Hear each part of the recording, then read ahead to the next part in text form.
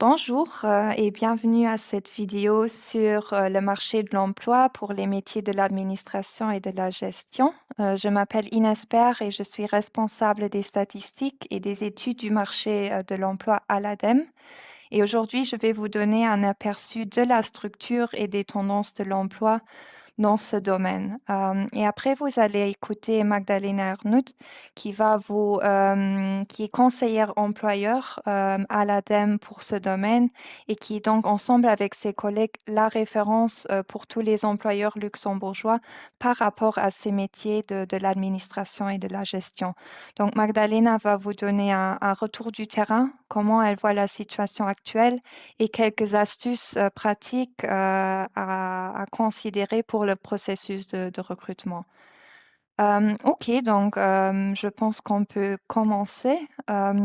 Juste à titre introductif, donc sous administration et gestion, nous comptons des métiers comme le secrétariat, les ressources humaines, le marketing, la comptabilité, mais aussi la gestion de projets, des activités de conseil, d'audit, de droit. Donc ce sont vraiment des domaines très divers et ce sont des activités qu'on peut retrouver dans un peu tous les secteurs et tous les différents types d'entreprises. Et quels sont donc les métiers qui sont le plus recherchés dans ce domaine?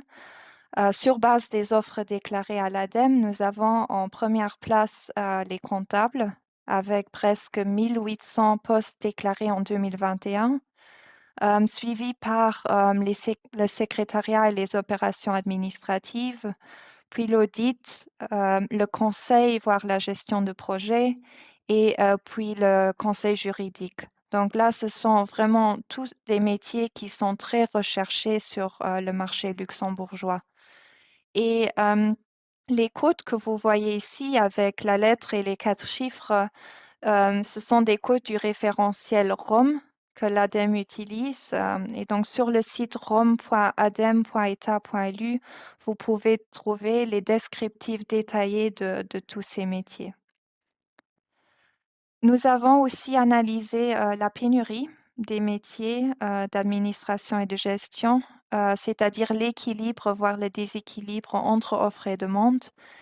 Et là, on voit que les métiers qui sont particulièrement en pénurie sont des métiers comme l'audit, l'analyse financière, la comptabilité, mais aussi les juristes, les gestionnaires de projets, les consultants, et les métiers de développement, des ressources humaines, ce qui inclut aussi l'activité de recrutement. Pour tous ces métiers-là, on a un ratio demandeurs d'emploi par poste qui est largement en dessous de 1, ce qui veut dire qu'on a beaucoup moins de candidats, de demandeurs d'emploi qui sont inscrits pour ce métier que de postes recherchés et qui a donc une pénurie. Il y a d'autres métiers où la situation est un peu inverse, c'est-à-dire qu'on a plus de candidats que de postes déclarés et c'est le cas pour les opérations administratives, l'accueil, l'assistanat, en ressources humaines et le secrétariat. À noter ici que même si parfois on a beaucoup de candidats, les candidats n'ont pas toujours les bonnes compétences, comme par exemple les compétences de langue ou les compétences digitales, ou l'expérience nécessaire et donc même dans ces métiers-là, il reste beaucoup d'opportunités pour la personne, avec les bonnes compétences. Passons aux tendances qu'on peut observer dans les métiers, en commençant avec les métiers en croissance. Donc, où on peut voir sur base des offres qui sont déclarées à l'ADEME qu'il y a une croissance de la demande, côté des employeurs. Et là, on a des métiers de la finance, donc l'analyse financière, l'audit, la comptabilité, le contrôle de gestion mais aussi tout ce qui est conseil et gestion de projet, le développement des ressources humaines, le secrétariat est en croissance également, surtout le secrétariat juridique et médical et les gestionnaires de produits. Il y a d'autres métiers pour lesquels on peut observer une tendance de baisse. Ici, dans ce domaine, on n'a que le domaine, les métiers d'opération administrative et de saisie de données qui ont une tendance de baisse suite à l'automatisation qu'on peut voir dans ce domaine.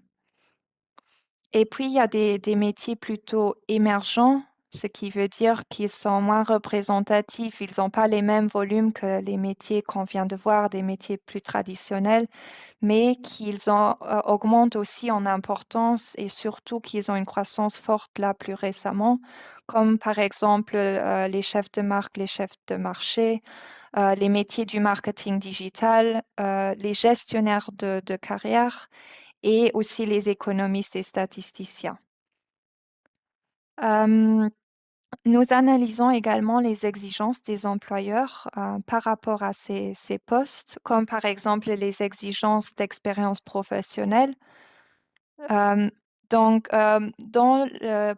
les offres d'emploi pour les métiers de l'administration et de la gestion, on a plus que trois quarts des offres d'emploi qui demandent explicitement une expérience. Euh, Dans la majorité des cas, une expérience de quelques années est quand même suffisante. Après, il reste 20% des offres d'emploi qui ne demandent pas explicitement une expérience, donc qui restent accessibles aussi pour des jeunes ou des personnes qui sont en reconversion professionnelle, par exemple. En termes de diplôme, vu que c'est un domaine très varié, il y a des métiers très différents. On voit cette variété aussi un peu dans les diplômes. Donc, il y a une partie des offres d'emploi qui demandent aucun diplôme, mais c'est plutôt rare, par exemple, et souvent c'est aussi parce que le diplôme n'est pas explicitement demandé dans l'offre d'emploi, mais c'est quand même quelque chose que l'employeur s'attend. La plupart des postes demandent un diplôme universitaire, surtout dans les domaines, les métiers de la finance ou les services professionnels comme le conseil, l'audit, les juristes. Et après, il y a aussi une partie des offres d'emploi qui demandent un BTS ou un bac. Donc, l'exigence de langue, c'est aussi quelque chose qu'on peut analyser. Et je vous explique ici la méthode avec le luxembourgeois.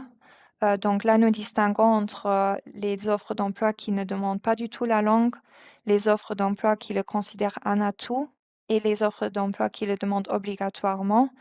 Et nous distinguons également entre les niveaux demandés. Donc du niveau A, qui est le niveau de base, au niveau C, qui est le niveau de maîtrise courante de la langue. Et pour le luxembourgeois, on peut voir que les métiers de l'administration et de la gestion demandent obligatoirement le luxembourgeois dans 20% des cas. Si on regarde les résultats pour les autres langues principales du pays, on peut voir que l'anglais est dans ce cas la langue la plus recherchée pour ces métiers. Mais là encore, il y a quand même aussi des différences entre les différents métiers de l'administration et de la gestion. Le français est aussi une langue très recherchée, donc demandée obligatoirement dans 63% des offres d'emploi, et suivi donc après par l'allemand et le luxembourgeois. Et ce qui reste à noter, que c'est souvent un niveau C qui est demandé, donc vraiment le niveau de maîtrise. Euh, Surtout dans ce domaine-là, c'est important de bien maîtriser les langues à la fois à l'oral et à l'écrit. Finalement, et avant de passer le mot à Magdalena, je vous montre aussi les compétences qui sont recherchées dans les offres d'emploi et dans les descriptifs des offres d'emploi. Et là, nous avons travaillé avec un modèle informatique pour sortir ces informations de ces textes et les résultats sortent donc en anglais. Ce qu'on peut voir, c'est qu'il y a beaucoup de compétences personnelles qui sont recherchées: l'adaptation au changement, le travail en équipe, la communication. Et après, on voit aussi des compétences digitales qui sont très recherchées. Savoir utiliser un ordinateur, savoir utiliser Microsoft Office, par exemple. Et puis nous, analysons, l'évolution de ces exigences pour voir donc pour quelles compétences, il y a une croissance, de la demande et là, c'est le cas surtout pour, les compétences d'adaptation au changement, la gestion de pression et de stress, la motivation, la prise de responsabilité, l'autonomie, la collaboration, le problem solving et la créativité, et puis les compétences digitales et les compétences de gestion. Donc, toutes ces compétences sont en croissance dans les offres d'emploi. Et avec ceci, je passe le mot à Magdalena pour le retour du terrain. Bonjour, je m'appelle Magdalena Arnoux, je suis conseillère employeur à l'ADEME dans le département de services et autres secteurs. Dans ce département, nous sommes en charge des postes d'administratifs, dont agent d'accueil, assistante, assistante commerciale, secrétaire, et aussi tous les postes en relation avec la communication, le marketing, la comptabilité, la gestion de projet. Il y a encore bien d'autres emplois qui entrent dans cette catégorie, comme les formations ou les ressources humaines. Même s'il s'agit de services support, toutes ces fonctions jouent un rôle essentiel dans les organisations des entreprises. Mon rôle en tant que conseillère pour ces secteurs d'activité est d'être en contact quotidien avec les employeurs pour les aider à formaliser et soumettre les déclarations de postes vacants auprès de l'ADEME, mais aussi de plus en plus souvent les renseigner sur les différentes aides auxquelles ils peuvent prétendre en s'adressant à l'ADEME. Un rôle moins connu par la plupart d'entre vous est de sélectionner dans notre base de données les candidats correspondant au profil recherché. Si vous êtes retenu dans cette sélection, vous devez montrer que vous êtes motivé pour l'emploi proposé et avoir un excellent CV. Ce rôle est très proche de celui d'un ressources humaines pour les entreprises qui ne disposent pas de ce type de département.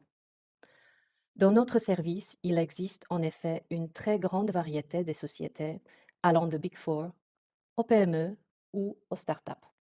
Sur le plan des offres d'emploi, même si l'intitulé des postes n'a pas changé depuis ces dernières années, le contenu de ces postes, les compétences nécessaires, les demandes en termes de savoir-faire et savoir-être et les connaissances linguistiques ont beaucoup évolué.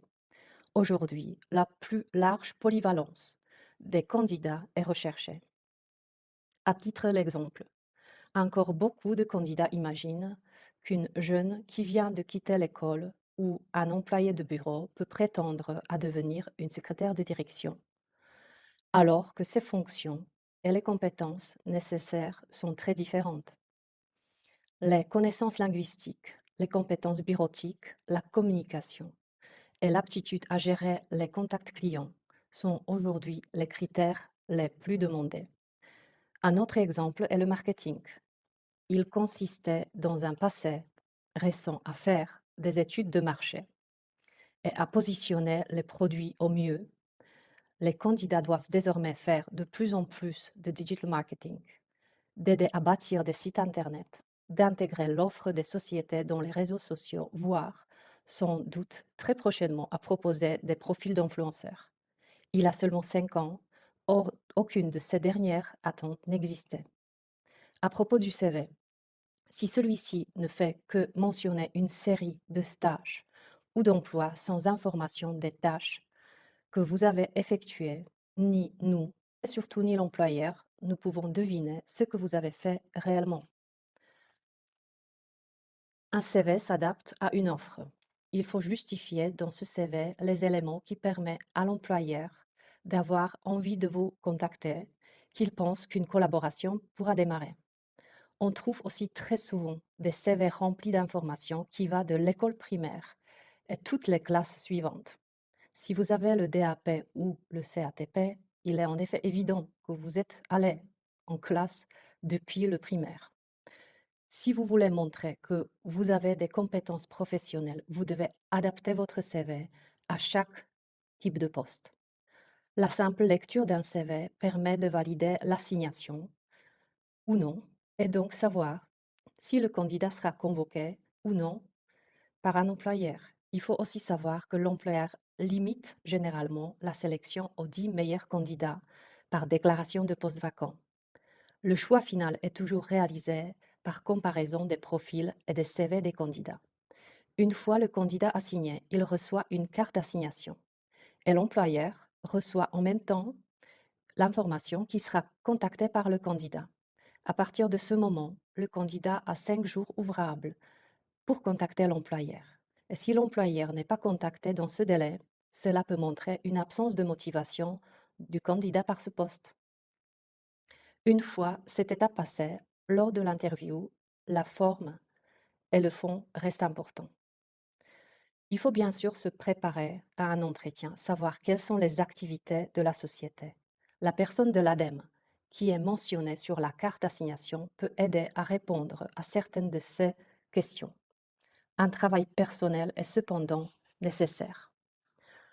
Lors de cet entretien, il ne faut jamais oublier que la façon dont on est habillé, dont on se présente, sont la première impression donnée à l'employeur. Il faut faire en sorte que cette impression soit bonne.